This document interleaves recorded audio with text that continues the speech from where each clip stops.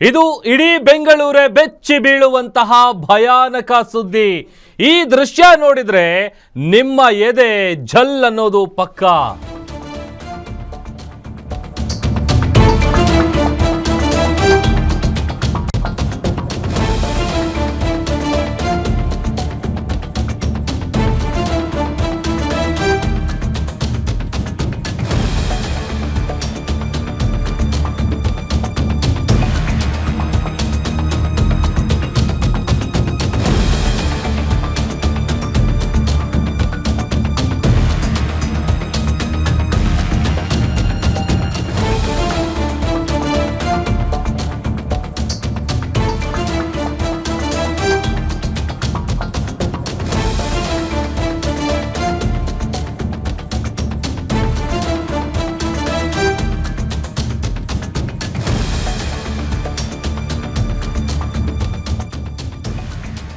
ಇದು ಇಡೀ ಬೆಂಗಳೂರೇ ಬೆಚ್ಚಿ ಬೀಳುವ ಭಯಾನಕ ಸುದ್ದಿ. ಈ ದೃಶ್ಯ ನೋಡಿದ್ರೆ ನಿಮ್ಮ ಎದೆ ಜಲ್ಲನ್ನುತ್ತೆ. ಹುಷಾರ್, ಇದು ಬೆಂಗಳೂರು ಪೊಲೀಸರನ್ನೇ ಪ್ರಶ್ನೆ ಮಾಡುವಂತ ಸುದ್ದಿ. ಇದೇನು ಬೆಂಗಳೂರು ಅಥವಾ ಬಿಹಾರ ಅನ್ನೋ ಗೊತ್ತಿಲ್ಲ. ಬೆಂಗಳೂರಿನಲ್ಲಿರೋ ಪೊಲೀಸರು ಏನ್ ಮಾಡ್ತಾ ಇದ್ದಾರೆ? ಅಷ್ಟಕ್ಕೂ ಆ ಭಯಾನಕ ದೃಶ್ಯದಲ್ಲಿ ಏನಿದೆ ಗೊತ್ತಾ? ಗ್ಯಾರಂಟಿ ನ್ಯೂಸ್ ನಲ್ಲಿ ಬಿಗ್ ಎಕ್ಸ್ಕ್ಲೂಸಿವ್ ದೃಶ್ಯ.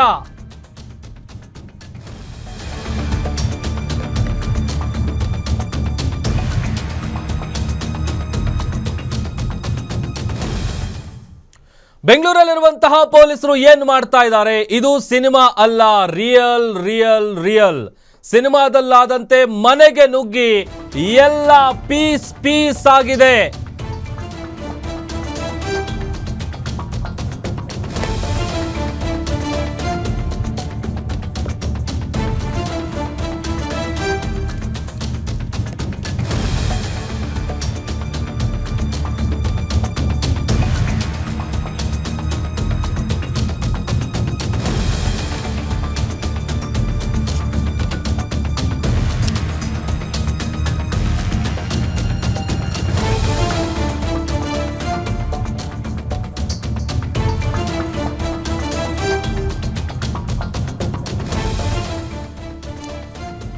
ಇದು ಸಿನಿಮಾ ಅಲ್ಲ, ರಿಯಲ್.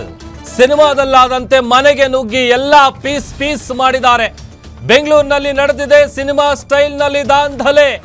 ಬೀದಿಯಲ್ಲಿ ನಡೆದ ಜಗಳ ಸೇಡು ತೀರಿಸಿಕೊಳ್ಳುವುದಕ್ಕೆ ಮನೆಗೆ ಅಟ್ಯಾಕ್ ಮಾಡಿದ್ದಾರೆ. ದುಷ್ಕರ್ಮಿಗಳ ಅಟ್ಟಹಾಸಕ್ಕೆ ಮನೆ ಕಿಟಕಿ ಬಾಗಿಲುಗಳು ಎಲ್ಲವೂ ಕೂಡ ಪೀಸ್ ಆಗಿದೆ. ಸುಮಾರು 30ಕ್ಕೂ ಹೆಚ್ಚು ಪುಡಿ ರೌಡಿಗಳಿಂದ ಮನೆಯ ವಸ್ತುಗಳನ್ನ ಪುಡಿ ಮಾಡಲಾಗಿದೆ. ಕ್ರಿಕೆಟ್ ಬ್ಯಾಟು ಮಚ್ಚಿನಿಂದ ಹೊಡೆದು ಅಟ್ಟಹಾಸ ಮೆರೆದಿದ್ದಾರೆ. ಮನೆಯಲ್ಲಿದ್ದ ದಂಪತಿ ಮಕ್ಕಳಿಗೆ ಅವಾಚ್ಯ ಶಬ್ದಗಳಿಂದ ನಿಂದಿಸಿದ್ದಾರೆ. ಪೊಲೀಸರು ಬರೋ ಟೈಮ್ ಕರೆಕ್ಟ್ ಆಗಿ ಕಿಡಿಗೇಡಿಗಳು ಎಸ್ಕೇಪ್ ಆಗಿದ್ದಾರೆ. ಕಳೆದ 14ರಂದು ಮರಿಯಣ್ಣ ಪಾಳ್ಯದಲ್ಲಿ ನಡೆದಿರುವಂತಹ ಘಟನೆ ಇದು. ನೋಡಿ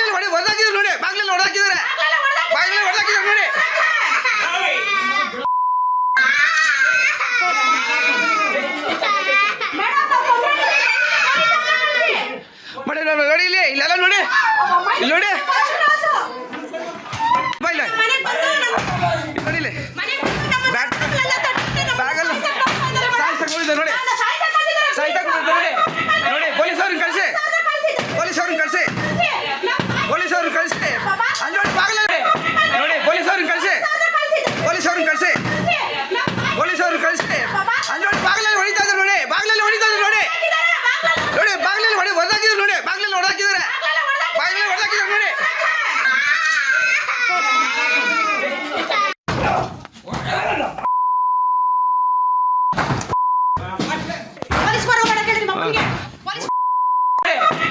ಪೊಲೀಸವ್ರನ್ನ ಕಳಿಸಿ ಪೊಲೀಸವ್ರನ್ನ ಕಳಿಸಿ ಪೊಲೀಸವ್ರನ್ನ ಕಳಿಸಿ ಅಲ್ಲಿ ನೋಡಿ ಬಾಗಿಲಲ್ಲಿ ಹೊಡಿತಾ ಇದ್ದಾರೆ ನೋಡಿ ಬಾಗಿಲಲ್ಲಿ ಹೊಡಿತಾ ಇದ್ದಾರೆ ನೋಡಿ ನೋಡಿ ಬಾಗಿಲಲ್ಲಿ ಹೊಡೆದಾಕಿದ್ರು ನೋಡಿ ಬಾಗಿಲಲ್ಲಿ ಹೊಡೆದಾಕಿದ್ದಾರೆ ಬಾಗಿಲಲ್ಲಿ ಹೊಡೆದಾಕಿದ್ದಾರೆ ನೋಡಿ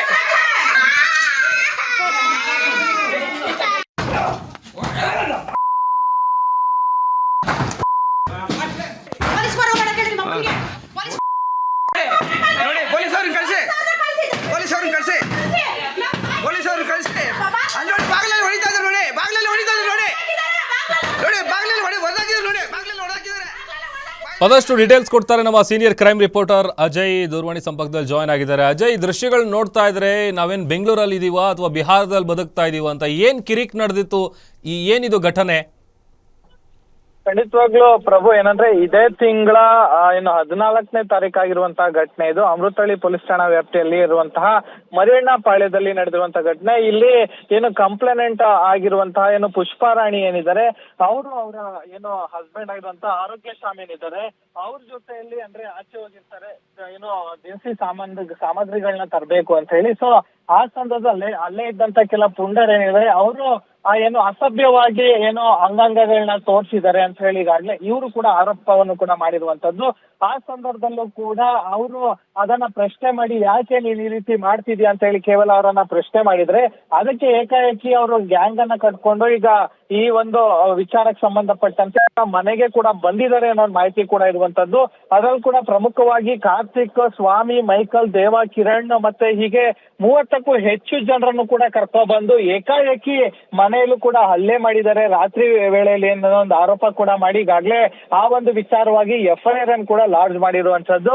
ಅಂದ್ರೆ ಆ ವಿಜುವಲ್ಸ್ ಅಲ್ಲೂ ಕೂಡ ನಾವು ನೋಡ್ತಾ ಇದೀವಿ, ಸಾಕಷ್ಟು ಒಂದ್ ರೀತಿ ಬ್ರೂಟಲ್ ಆಗಿ ಅಂದ್ರೆ ಎಲ್ಲ ಏನು ಕೈಗೆ ಸಿಕ್ಕಂತ ಕೆಲವೊಂದು ಗಟ್ಟಿಯಾದಂತ ವಸ್ತುಗಳನ್ನು ಕೂಡ ತಂದು ಅವ್ರ ಮೇಲೆ ಏಕಾಏಕಿ ಹಲ್ಲೆ ಮಾಡುವಂತ ಪ್ರಯತ್ನಕ್ಕೆ ಮುಂದಾಗ್ತಾರೆ. ಇವರು ಡೋರ್ ಹಾಕಿದ್ರು ಕೂಡ ಡೋರ್ ಅನ್ನು ಕೂಡ ಒಡೆಯುವಂತ ಕೆಲಸಕ್ಕೂ ಕೂಡ ಇವರು ಮುಂದಾಗಿದ್ದಾರೆ ಅನ್ನೋ ಮಾಹಿತಿ ಕೂಡ ಸಿಗ್ತಾ ಇರುವಂತದ್ದು. ಸೊ ಹೀಗಾಗಿ ಈ ಒಂದು ಪ್ರಕರಣಕ್ಕೆ ಸಂಬಂಧಪಟ್ಟಂತೆ ಪೊಲೀಸ್ ಈಗಾಗಲೇ ಆರೋಪಿಗಳನ್ನ ಕೂಡ ಹುಡುಕಾಟ ಮಾಡ್ತಾ ಇದ್ರೆ, ಇನ್ನು ಯಾವ ಆರೋಪಿಗಳು ಸದ್ಯ ಸಿಕ್ಕಿಲ್ಲ. ಸೊ ಹೀಗಾಗಿ ಈ ಒಂದು ವಿಚಾರಕ್ಕೆ ಸಂಬಂಧಪಟ್ಟಂತೆ ಈಗಾಗಲೇ ಸಾಕಷ್ಟು ಚರ್ಚೆಗಳು ಕೂಡ ಸ್ಟಾರ್ಟ್ ಆಗ್ತಿದೆ. ನೀವು ಹೇಳ್ದಂಗೆ ನಿಜಕ್ಕೂ ಕೂಡ ಇದು ಬೆಂಗಳೂರು ಬಿಹಾರ ಅಂತಾನೆ ಕೂಡ ಹೇಳ್ಬೇಕಾಗುತ್ತೆ. ಯಾಕಂದ್ರೆ ಯಾರು ಕೂಡ ಅಲ್ಲಿ ಭಯನೇ ಇಲ್ಲ ರೀತಿಯಲ್ಲಿ ಫಿಲ್ಮಿ ಸ್ಟೈಲ್ ಅಲ್ಲಿ ಕೂಡ ಅವರು ಹಲ್ಲೆ ಮಾಡ್ತಾ ಇರುವಂತದ್ದು ಕೂಡ ನಾವು ನೋಡ್ತಾ ಇದ್ವಿ. ಸೊ ಹಾಗಾಗಿ ಪೊಲೀಸರು ಆದಷ್ಟು ಬೇಗ ಅವರನ್ನ ಏನು ಬಂಧಿಸಬೇಕು ಅಂತಾನು ಕೂಡ ಈಗಾಗಲೇ ದೂರುದಾರರೇಂದ್ರ ಅವರು ಕೂಡ ಒತ್ತಾಯವನ್ನ ಮಾಡ್ತಾ ಇರುವಂತದ್ದು. ಪ್ರಭು, ಅಜಯ್, ಈ ಗ್ಯಾಂಗ್ ಕಟ್ಕೊಂಡು ಬಂದಿದ್ದಂತ ಕಾರ್ತಿಕ್ ಯಾರು, ಆತನ ಹಿನ್ನೆಲೆ ಏನು, ಯಾರಾತ? ಖಂಡಿತವಾಗ್ಲೂ ಈಗ ಆತನ ಬಗ್ಗೆ ಕೂಡ ಈಗಾಗಲೇ ಪೊಲೀಸರು ಕೂಡ ಚೆಕ್ ಮಾಡ್ತಾ ಇರುವಂತದ್ದು. ಯಾಕಂದ್ರೆ ಆತ ಈ ಹಿಂದೆ ಕೂಡ ಸಾಕಷ್ಟು ಗಲಾಟೆ ವಿಚಾರಗಳಾಗಿರ್ಬೋದು ಮತ್ತೆ ಕೆಲವೊಂದು ಕಿರಿಕ್ ವಿಚಾರಗಳಾಗಿರ್ಬೋದು, ಅದರಲ್ಲೂ ಕೂಡ ಈತ ಭಾಗಿಯಾಗಿದ್ದ ಅನ್ನೋ ಒಂದು ಆರೋಪ ಕೂಡ ಆತನ ಮೇಲೆ ಇರುವಂತದ್ದು. ಜೊತೆಗೆ ಆತನ ಸಹಚರರು ಯಾರ್ಯಾರು ಇದಾರೋ ಅವ್ರ ಮೇಲೂ ಕೂಡ ಈಗಾಗಲೇ ಬೇರೆ ಬೇರೆ ಕೇಸ್ಗಳಿದೆ ಅಂತಾನು ಕೂಡ ಗೊತ್ತಾಗ್ತಾ ಇದೆ.